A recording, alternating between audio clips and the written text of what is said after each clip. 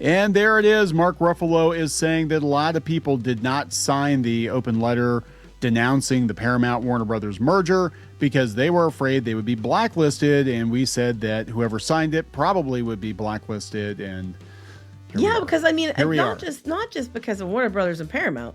I mean, those are two companies right there that you might cause problems with. But Hollywood in general, if you're going to be out there doing this stuff, you're just going to look like you're going to be problematic. And if I were a studio and I'm like, okay, these people are out there every time they get a hangnail, they're out there signing petitions, demanding the moon. I'd be like, I don't want to work with these people because they're going to be ridiculous. They're going to be difficult. They're going to drag it out. It's going to be a problem. Yep. So let's talk about this. And he's kind of like, a whole bunch of people are against it. I'm sure, look. Whatever, Mark. Fuck off. I don't care. I'm sure they are, but I'm also like, there was no other solution. It's basically Warner Brothers had to get sold. Things are not going to be the way they were before. I'm sorry if it hurts your feelings, but Hollywood is contracting, so the studios are going to combine to survive. Let's be honest for a minute. If Mark Ruffalo wasn't in Marvel movies, no one would give two shits about who he is. No. They'd only care because he was in Marvel films. No one would care. No one cares that, what he says now. Notice how he never got in trouble for anything he said. Just pointing that out. But, no one would care. Oh, I'm sure the Ellisons are probably taking notes. They're probably like, yep, Matt one shot his mouth off and this one shut their mouth off. I would be, because I'd be like, some people might just sign to get them people to leave them alone. But the ones that are out there, like, actively being, complete dillweeds, I would take note of, because what's your answer? Because all these people were mad when it was going to be sold to Netflix too. And it cannot stay on its own. Otherwise, it would never have to be sold in the first place. So it's going to get sold to someone. Yeah. And the whole thing is about CNN. That's what it's all down to, is stupid CNN. We're not going to have as many jobs. Well, Mark, you aren't anyway, because no one's going to these movies. So let's talk about this. Before we get into it any further, please subscribe for more pop culture news, views, and rants. Guys, you'll get woohoo if you do. Woohoo. Go out to more, more.clownfishtv.com. That's more, more.clownfishtv.com. I don't have it pulled up, but you can check it out. We got more episodes out there that we do not have on YouTube. And for less than the cost of one super chat, you can get a month's worth of paywall content. So thank you so much for the support. Thank you, Reefers, for helping Clownfish TV stay on the air. So this is coming from Variety. Mark Ruffalo says Hollywood stars declined to sign open letter against Paramount Warner Bros. Merger because they're afraid the studio will blacklist them. Yeah, or they're just telling him that because they don't want to sign it, and they're just like, we'll just use that as an excuse. Yeah, it's like, hey, Mark Ruffalo, he keeps texting me. Yeah, it's really freaking annoying. Oh, I'm afraid they're not going to hire me, Mark. I got another movie coming out. Yeah, it's like, really, they don't give a shit. Yeah, I'm just so tired of these rich, hot, out of touch celebrities, out here like throwing their weight around, trying to dictate everything, demand everything, and not just in Hollywood, tell everybody else how they should be. And it's like, you know what? Don't care. Get bent. We don't give two shits what Mark Ruffalo says. Ruffalo revealed in a new op-ed for the New York Times, co-written with American Economic Liberties Project Research Director Matt Stoller. Who cares? That Who cares, Matt? Many Hollywood stars declined to sign the recent open letter that's fighting to block the Paramount Warner Bros. Merger. The most revealing thing about the letter wasn't the people who signed, it was the people who didn't. Not because they disagreed, but because they were afraid. Oh my God. I don't want to hear it, Mark. You know how many people in Hollywood, especially white guys, went along with a lot of the idiocy because they knew if they spoke out, they'd be canceled?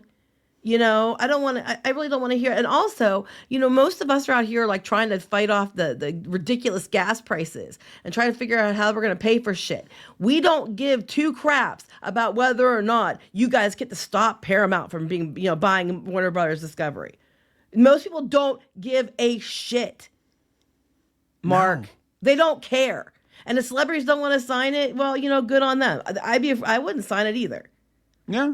Yeah. I'm like, most of the people that you need in the seats for you to keep your job think you're full of crap and don't give a shit anyway. So here's my take, and this is kind of the same with the unions and all this other stuff, where I would basically be an independent operator. And I'd be like, hey, yeah, if everybody else is going to get blacklisted or boycott this company, and this is the company that's doling out the jobs and doling out the work, I'm going to keep my mouth shut because I want a gig. Yeah.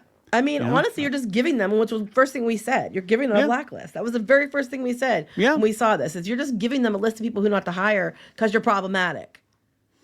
Yeah, they don't like you. But it almost reads too like there were a whole lot of people I talked to behind the scenes who were very, very much in my corner, but they just didn't sign because they're afraid of losing their jobs. Honest, there's a whole bunch of people that agree with me. I'm like, I don't think most people, as long as they're getting a steady paycheck, I don't think they give a shit.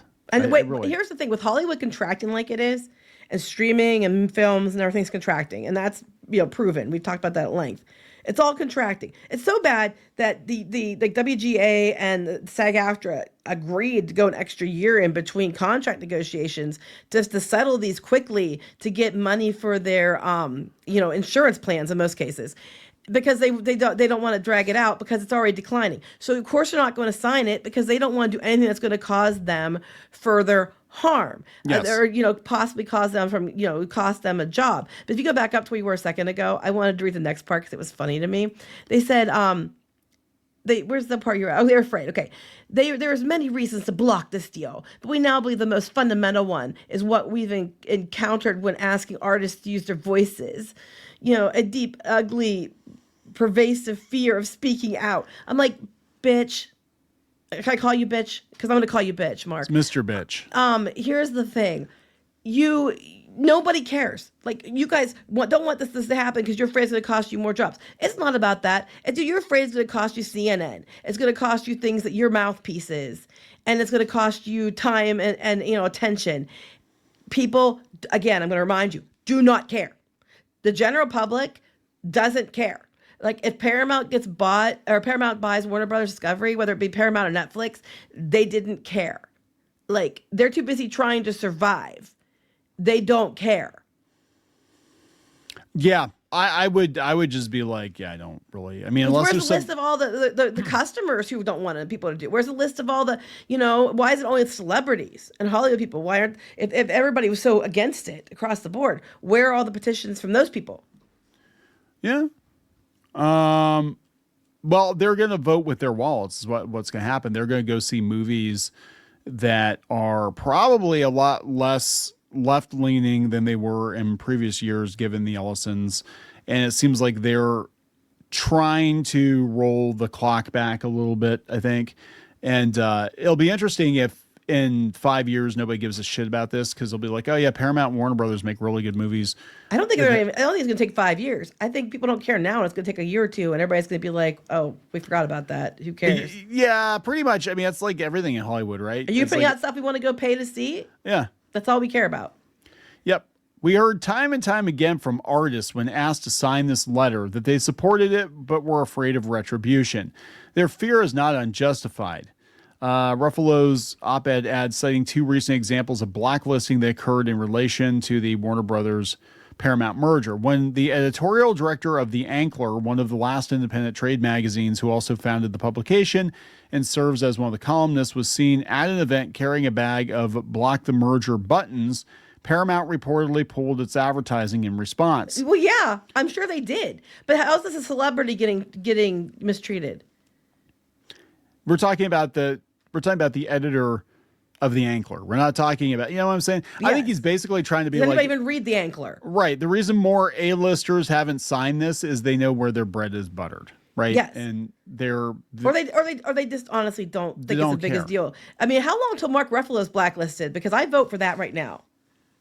One of us, Mr. Ruffalo, was suggested as a guest for a CNN discussion of the merger, but a producer later said the network had decided to pass on the segment and reportedly told the organizers behind the letter, it's a delicate subject for us at CNN, given that Warner Brothers is our parent company. Yes.